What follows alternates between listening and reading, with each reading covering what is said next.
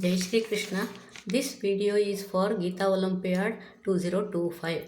वसुदेवसुतं देवं कंसचाणूरमर्दनं देवकी परमानन्दं कृष्णं वन्दे जगद्गुरुम् ॐ श्रीपरमात्मने नमः।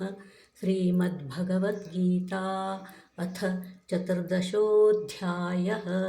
श्रीभगवानुवाच परं भूयः प्रवक्ष्यामि ज्ञानानां ज्ञानमुत्तमं यज्ञात्वा मुनयः सर्वे परां सिद्धिमितो गताः इदं ज्ञानमुपाश्रित्य मम साधर्म्यमागताः सर्गेऽपि नोपजायन्ते प्रलये न व्यथन्ति च मम योनिर्महद्ब्रह्म तस्मिन् गर्भं ददाम्यहं सम्भवः सर्वभूतानां ततो भवति भारत सर्वयोनिषु कौन्तेय मूर्तयः सम्भवन्ति याः तासां ब्रह्म महद्योनिरहं बीजप्रदः पिता सत्त्वं रजस्तम इति गुणाः प्रकृतिसम्भवाः निबध्नन्ति महाबाहो देहे देहिनमव्ययं तत्र सत्त्वं निर्मलत्वात् प्रकाशकमनामयं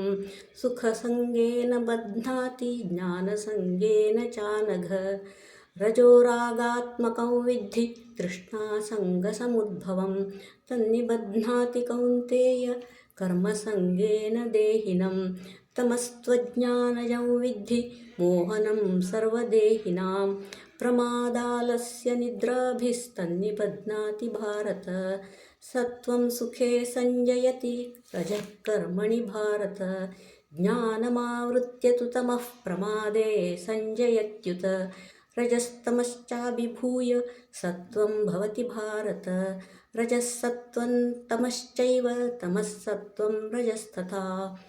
जय श्री कृष्ण।